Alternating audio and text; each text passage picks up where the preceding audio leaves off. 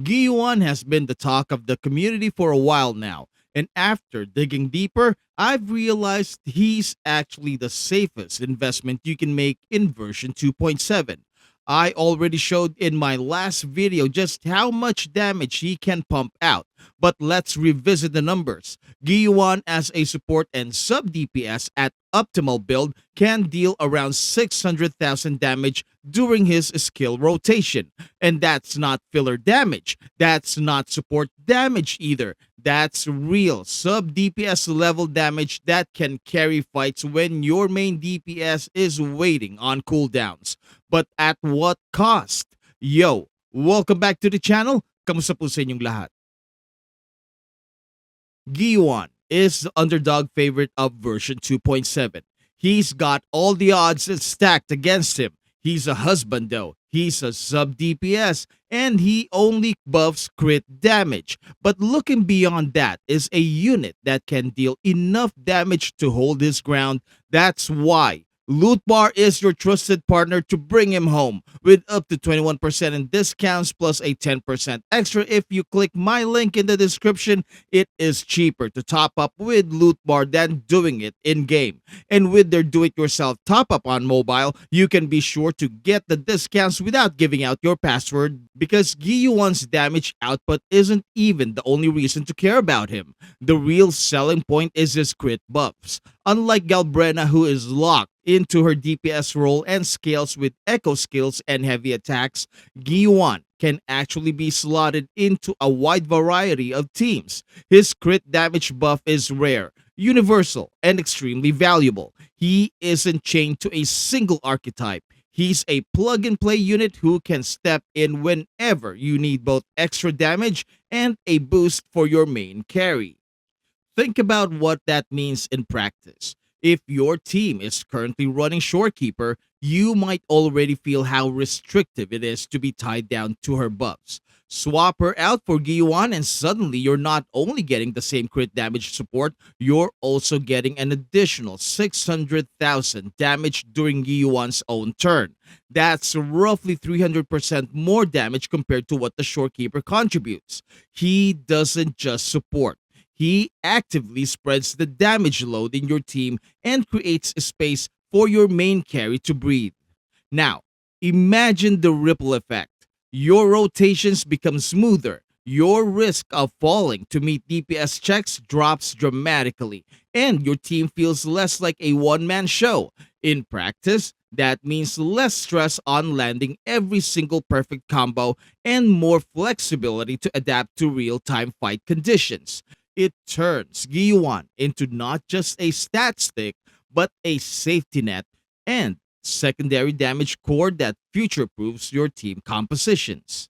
Take Qiuyuan as an example.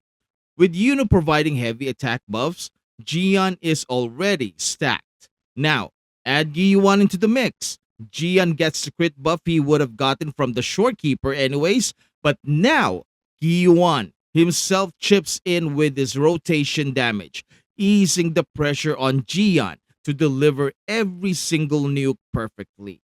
This not only makes Qiuyuan comps stronger, it makes them more consistent. You don't need to gamble on Qiuyuan's burst every rotation because Guiwan is there to patch the numbers. The same logic applies to Augusta. If you thought she was already ridiculous, imagine replacing Shorekeeper with Guiwan. Augusta still gets her crit buffs, but the team gains an additional sub DPS who actively contributes damage instead of just being a buff bot. Suddenly, your support slot is a damage slot in disguise. And if you really want to push things to the extreme, picture a setup with both Yuno and Guiwan. That's two units feeding into Augusta's destructive power while also pulling their weight on the field. At that point, the line between support and DPS completely disappears. What makes Guiwan stand out is that he's not chasing a gimmick. He's not entirely locked into echo skills like Galbrena. He's not limited to a single damage type. His buffs apply to everyone. His damage is reliable and his flexibility is unmatched. That's what makes him the safest pick in version 2.7. Whether you're a new player looking for a unit who can carry multiple teams or a veteran who already has top tier DPS characters, Guiwan slots in and makes them all stronger. So, while others might argue about whether Galbrena will redefine the echo skill meta or get drowned out by the Brant, Lupa, and Changli core, the truth is simpler.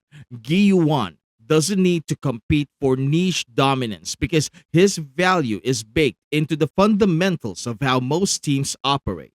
He's more universal, and that universality translates into real insurance. You can drop him into physical, fusion, aero, or spectral comms, and he'll always find a way to elevate them all.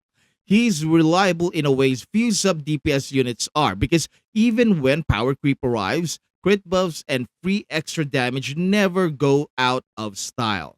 He's got long term value that makes him feel less like a short term meta grab and more like an evergreen staple. And when you consider that he still throws out 600,000 damage per rotation while handing out crit buffs like it's candy, the conclusion becomes obvious.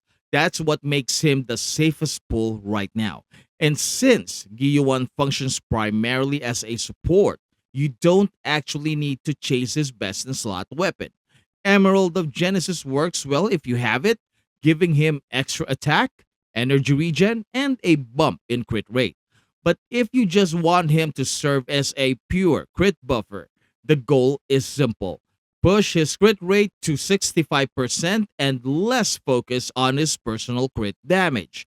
Yes, that means he'll lose some personal crit damage, but the payoff is that your main DPS will benefit more from his crit damage amplification. For budget options, there are plenty of swords to choose from. Somnoir Anchor is free to play friendly and provides crit rate. Sword number 18 powers up heavy attacks while also healing him after landing one. And Lumen Gloss buffs both basic and heavy attacks.